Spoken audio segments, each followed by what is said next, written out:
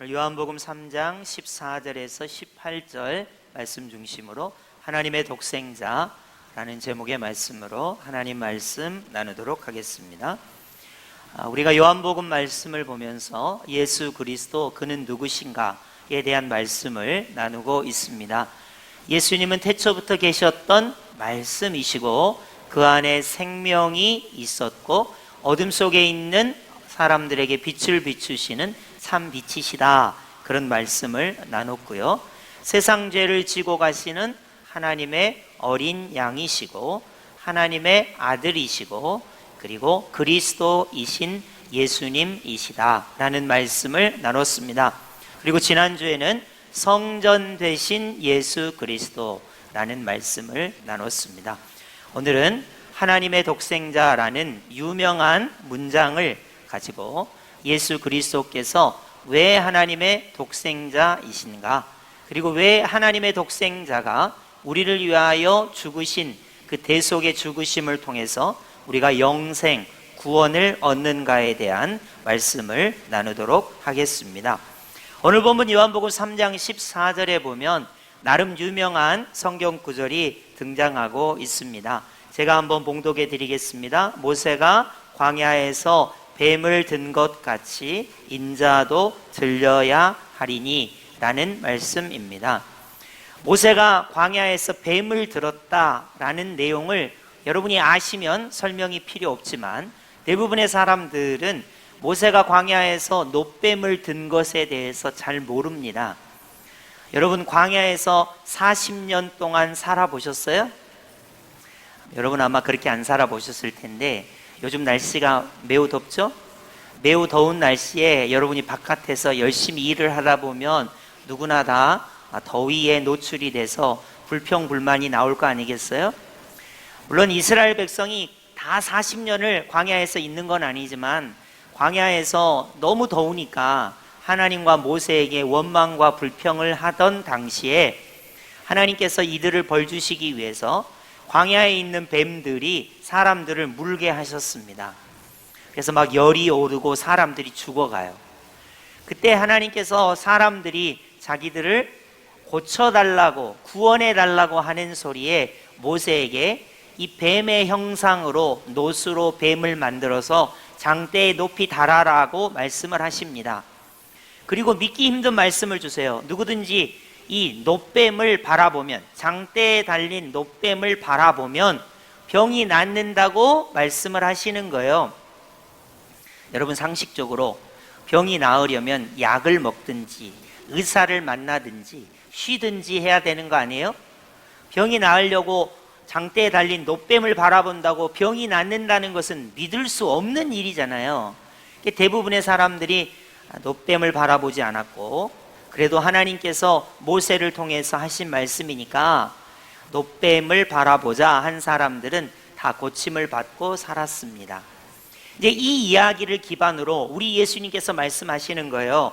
모세가 광야에서 뱀을 든 것 같이 인자, 예수님도 들려야 하리라 라고 말씀하시는 거예요. 이 말씀을 우리가 적용해 보면 놋뱀을 장대에 매단 것 같이 인자이신 예수님이 십자가에 매달려 죽으셔야 한다는 내용이 됩니다.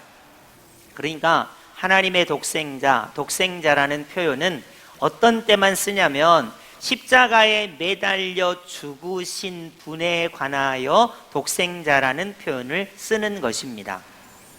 자, 이 말씀을 다시 한번 보면 모세가 광야에서 뱀을 든 것 같이 인자이신 하나님의 독생자이신 예수님께서 들려야 한다는 말씀을 하시고 있습니다. 그래서 독생자는, 하나님의 아들은 십자가에 매달려 죽으셔야만 성립이 되는 표현이에요. 여러분, 이 세상에 십자가에 매달려 죽은 사람이 상당히 많습니다. 우리가 아는 분은 예수님밖에 없지만 로마 당시에 수많은 정치범들, 그리고 어떠한 무리를 일으키는 흉악범들은 십자가에 매달려 죽었습니다. 그러나 하나님의 독생자라는 표현을 쓸 때 십자가에 매달려 죽으신 하나님의 독생자, 이 표현을 우리가 꼭 잊어서는 안 되는 것입니다. 모세가 광야에서 뱀을 든 것 같이 하나님의 독생자이신 인자이신 예수님께서 장대에 매달려 십자가에 매달려 들려야 한다는 말씀이 오늘 본문의 시작이 되겠습니다. 이후에 15절로 가시면 이는 그를 믿는 자마다, 여기서 그는 예수님인데 어떤 예수님입니까?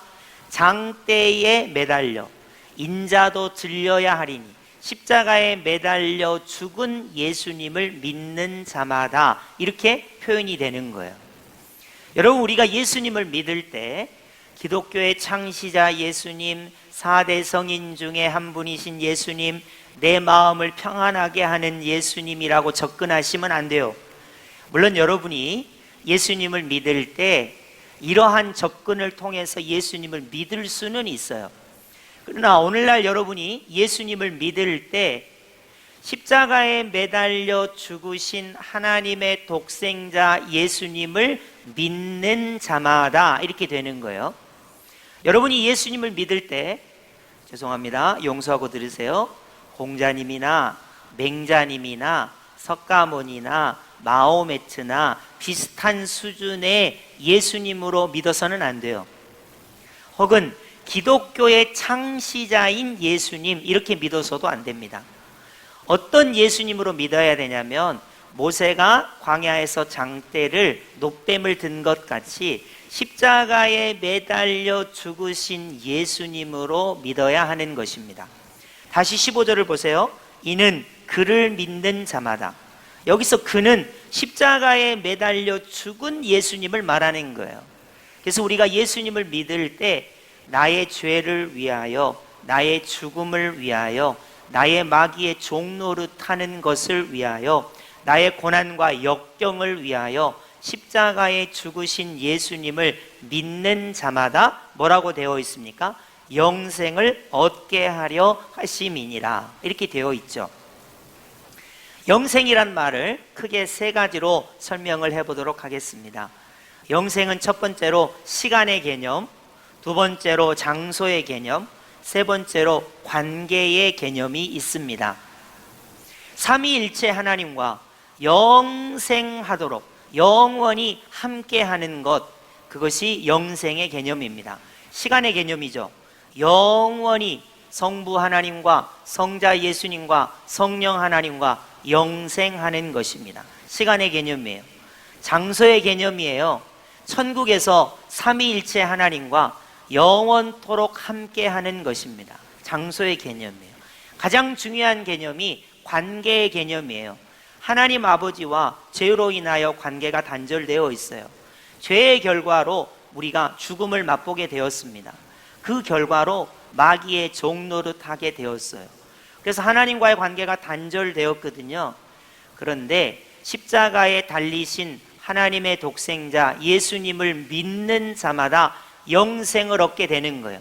하나님을 아버지라고 부르게 되고 예수님을 메시아 그리스도라고 영접하게 되고 성령의 충만을 받게 되는 거예요. 그러니까 영생이라는 개념은 시간의 개념, 장소의 개념, 무엇보다도 가장 중요한 관계 회복의 개념이 있어요. 여러분, 십자가에 달리신 예수님을 믿는 자마다 시간적으로, 천국이라고 하는 장소의 개념적으로 삼위일체 하나님과의 관계의 개념에서 영생을 얻게 하신다는 것입니다.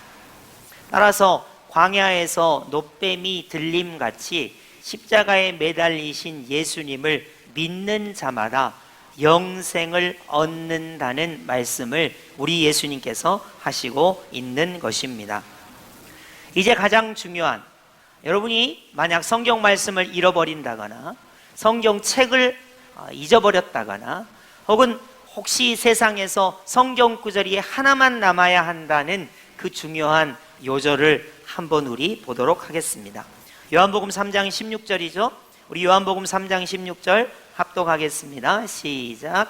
하나님이 세상을 이처럼 사랑하사 독생자를 주셨으니 이는 그를 믿는 자마다 멸망하지 않고 영생을 얻게 하려 하심이라.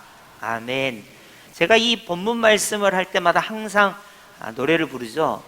혹시 이 말씀이 안 외워진다 그러면 노래로 기억하시면 됩니다. 하나님이 세상을 이처럼 사랑하사 독생자를 주셨으니 누구든지 예수 믿으면 멸망하지 않고 영생을 얻으리로다. 요한복음 3장 16절. 이상하다. 나는 왜 교회 다녔는데 이 노래를 처음 듣지? 그런 분은 유초등부를 안 다니셔서 그런 거예요. 이거는 유초등부에서 가르쳐 주는 거거든요. 그래서 여러분이 유초등부에 배운 이 성경의 요절이라고 말할 수 있습니다.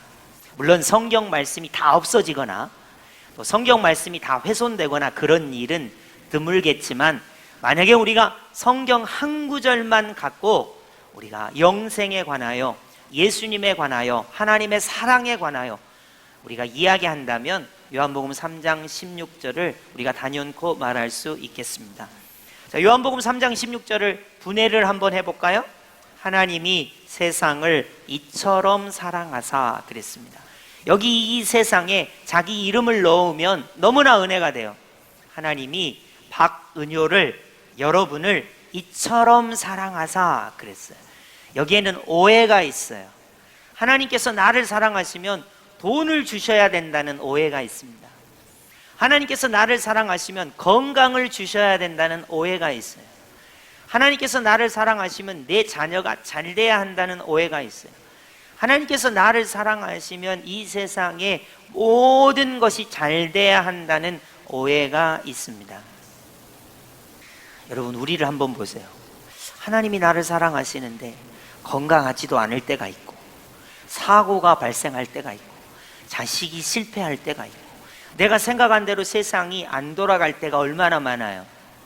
그러니까 하나님의 사랑을 조건적인 것으로 생각하면 하나님의 사랑이 나하고 굉장히 멀어요. 그렇게 오해하시면 안 됩니다. 하나님께서 세상을 이처럼 사랑하셔서 성경이 말하는 진리는 무엇이냐? 독생자를 주셨다는 거예요. 독생자를 주신 것이 하나님이 나를 이처럼 사랑하신 증거라는 것입니다. 독생자라는 표현은 참 어려운 표현인데요, 한자로 하면 홀로 독, 날생, 아들자예요. 외아들이라는 뜻입니다. 하나님의 독생자라는 뜻이에요. 이 표현은 예수님께만 쓰는 표현이고요, 이 독생자라는 표현은 십자가에 달리신 예수님께만 쓰는 표현이고요, 하나님의 독생자라는 표현은 하나님의 신성을 가지시는 예수님께만 쓰는 표현이에요. 자, 독생자라는 표현이 왜 필요합니까? 원래 삼위일체 하나님이신 예수님께서 이 땅에 인간의 몸을 입고 오실 필요가 없잖아요. 그러나 독생자로 이 땅에 인간의 몸을 입고 오셨잖아요. 그리고 사생애를 사시고 공생애를 사시고 십자가에 못 박혀 죽으셨잖아요. 그러한 독생자가 우리 하나님께서 예수님을 통해서 우리에게 독생자를 주셨다는 거예요. 그것이 하나님의 사랑이라는 거예요. 여러분, 어떤 사람이 다른 사람의 죄와 죽음과 마귀의 종노릇하는 문제를 해결하기 위해서 자기의 아들을 십자가에 못 박아 죽일 수 있는 사람이 있겠습니까?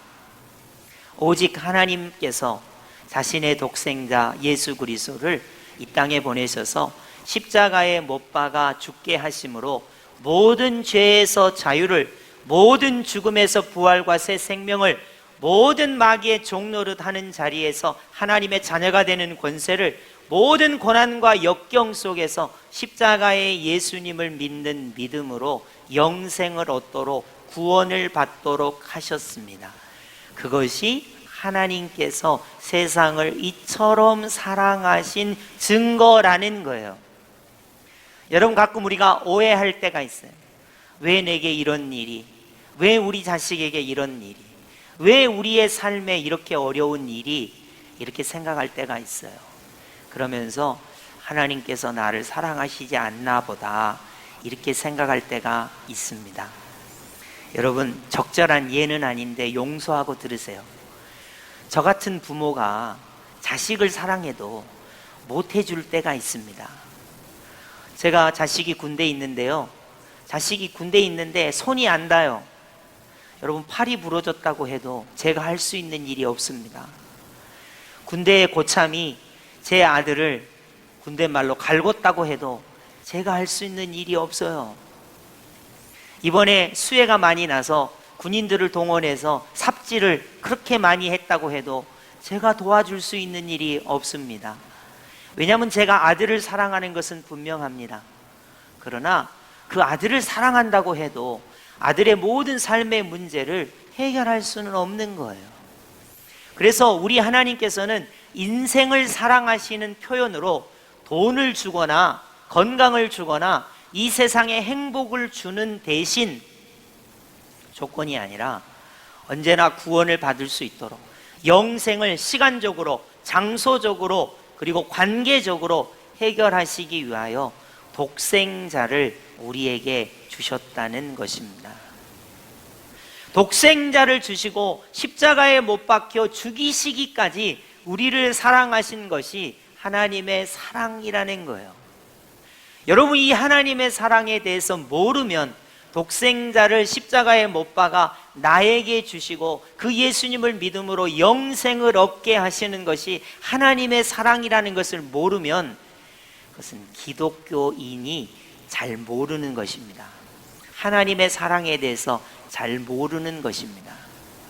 여러분, 하나님께서 하나님의 독생자를 이 땅에 보내셔서 십자가에 못 박아 보배 피를 흘리심으로 모든 죄에서 자유를 주신 것이 하나님의 사랑입니다.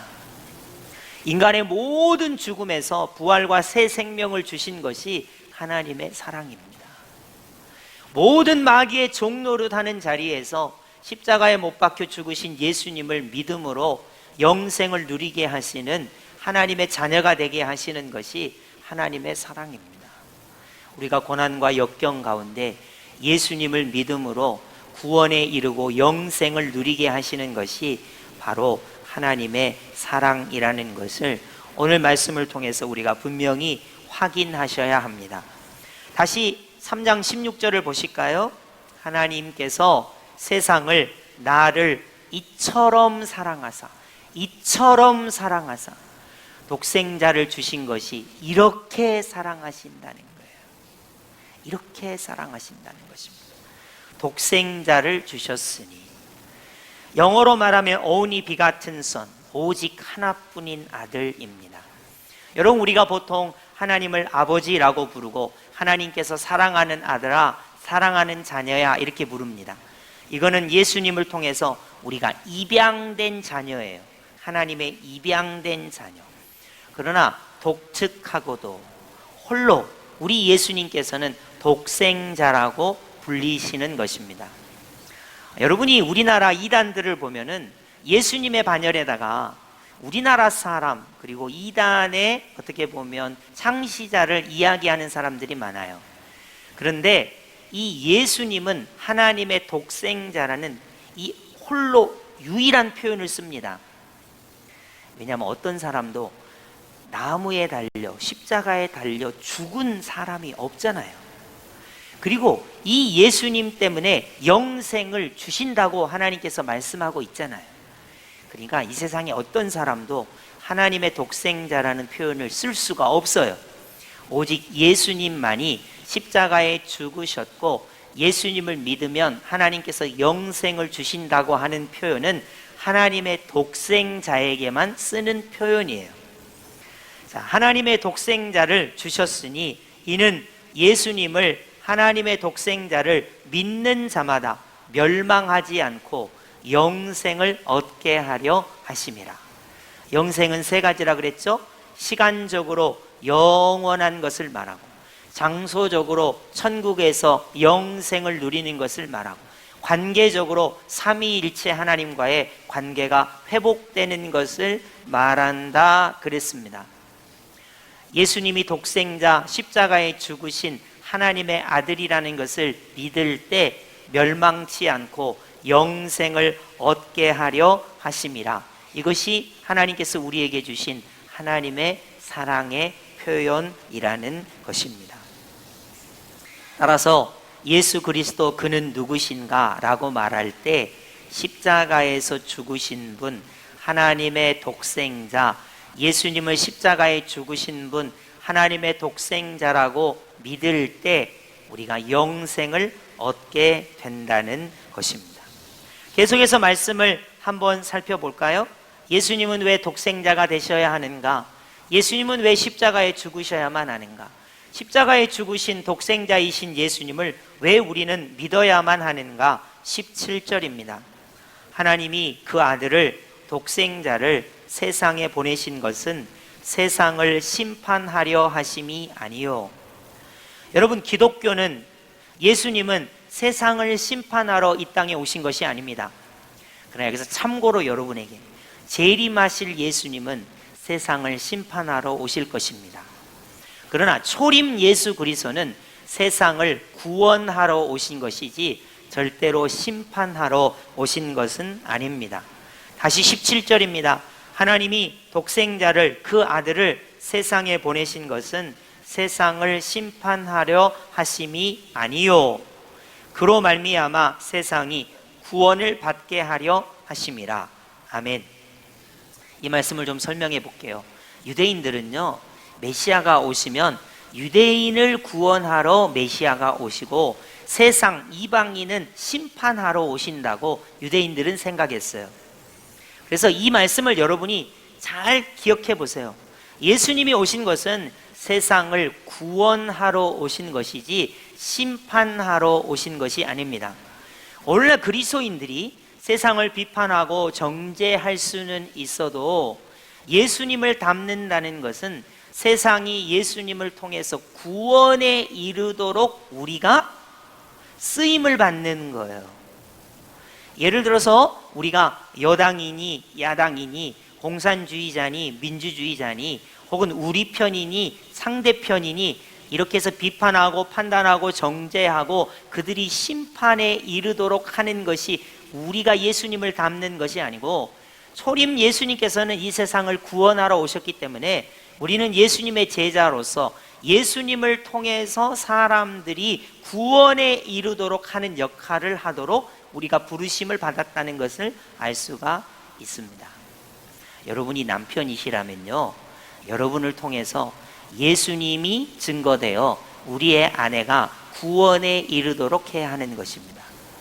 우리가 예수님을 먼저 믿어서 영생에, 구원에 이르게 되었다면 예수님을 모르는 사람들에게 나를 통해서 예수님이 소개되어서 그들이 구원을 받도록 하는 역할을 하게 되어 있는 거예요. 유대인들처럼 유대인만 구원받고 이방인들은 심판을 받는 것이 아니라는 거예요. 하나님께서 예수님을 이 땅에 보내셔서 독생자로 보내시고 십자가에 죽게 하신 것은 이 예수님을 통해서 세상이 구원을 받도록 하시는 것이지 심판을 받게 하기 위하여 보내신 것이 아니라는 것입니다. 그러면 영생 혹은 구원과 심판 사이에 반드시 있어야 하는 것이 무엇인지 살펴보도록 하겠습니다. 오늘 본문 18절입니다. 제가 읽어볼게요. 그를 믿는 자는 심판을 받지 아니하는 것이요, 믿지 아니하는 자는 하나님의 독생자의 이름을 믿지 아니하므로 벌써 심판을 받은 것이니라. 세상의 수많은 종교는 이렇게 이야기를 해요. 선한 일을 해라, 양심에 맞게 살아라, 다른 사람을 도우면서 살아라, 공덕을 쌓으면서 살아라. 다시 말해서 자기가 자기 스스로 구원을 이루어가는 거예요. 그런 것을 가리켜서 자력구원이라고 합니다. 자력구원, 내가 노력해서 구원을 이루어가는 거예요. 오직 예수님을 믿는 그리스도인들만이 자력구원이 아니라 타력구원이에요. 십자가에 달리신 예수님을 믿을 때 구원을 받을 수 있어요. 양심으로 구원받는 게 아니에요. 노력으로 구원받는 게 아닙니다. 행위로 구원받는 게 아닙니다. 다른 사람들에게 인정받아서 구원받는 게 아닙니다. 하나님의 독생자가 없으면 절대로 구원을 받을 수가 없어요. 그래서 여러분, 영생과 구원과 심판 사이에 반드시 있어야 하는 단어가 있는데 그 단어가 바로 뭐냐면 하나님의 독생자라는 단어예요. 하나님의 독생자를 믿을 때 영생이고 구원이고 하나님의 독생자를 믿지 않을 때 심판을 받습니다. 이게 기독교에 하나님께서 주신 아주 기독교의 핵심 교리입니다. 여러분이 그래서 하나님의 독생자라는 말은 영생이냐 심판이냐 구원이냐 심판이냐를 가르는 아주 중요한 말씀이 되겠습니다. 한번 따라해 보시겠습니까? 하나님의 독생자를 믿는 자는 영생을 가졌고 하나님의 독생자를 믿지 않는 자는 심판을 받습니다. 이걸 꼭 기억하세요. 내 양심적으로 못 살았는데, 내가 선한 행위를 많이 못했는데. 여러분, 이거는 매 인간이 피차 일반이에요. 다 똑같습니다. 근데 하나님께서 보시는 영생과 구원의 기준과 심판의 기준의 그 사이에는 하나님의 독생자가 있는 거예요. 하나님의 독생자가 누군데요? 예수님이에요. 예수님은 누구신가? 하나님의 독생자. 그럼 하나님의 독생자는 뭐에 매달려 죽으셔야 하는가? 모세가 놋뱀을 든 것처럼 예수님께서 십자가에 매달려 죽으신 독생자라는 거예요. 하나님이 세상을 이처럼 사랑하셔서 누구를 주셨는가? 독생자를 주셨어요. 왜 하나님께서 이 독생자, 십자가에 매달려 죽으신 독생자를 주셨는가? 예수님을 믿을 때 영생을 얻고 멸망하지 않고 심판을 받지 않게 하기 위해서입니다. 여러분, 오늘 본문은 니고데모가 예수님께 거듭나려면 어떻게 해야 합니까? 영생을 얻으려면 어떻게 해야 합니까?의 대화의 일부분입니다. 여러분, 왜 예수님은 하나님의 독생자이셔야만 합니까? 왜 예수님은 모세가 뱀을 든 것처럼 십자가에 매달려 죽으셔야만 합니까? 왜 예수님은 독생자이셔야만 하나님의 사랑을 증명할 수가 있습니까? 왜 예수님께서 우리에게 영생을 주시고 구원을 주시는 분이십니까? 그 해답은 예수님께서만 하나님의 독생자이시기 때문입니다. 여러분, 하나님의 독생자 되신 예수님께서 십자가에 죽으시고 보배 피를 흘려주셔서 모든 인간의 죄를 자유케 하시고 사망에서 부활과 새 생명을 주시고 마귀의 종노릇하는 자리에서 하나님의 자녀가 되는 권세를 주시고 모든 고난과 역경 가운데 십자가의 예수님, 십자가 보혈의 예수님을 믿고 영접할 때 영생을 주시는 거예요. 시간적인 영생, 장소적인 영생, 삼위일체 하나님과의 관계적인 영생을 주셔서 구원을 주신다는 놀라운 말씀이 오늘 본문의 말씀입니다.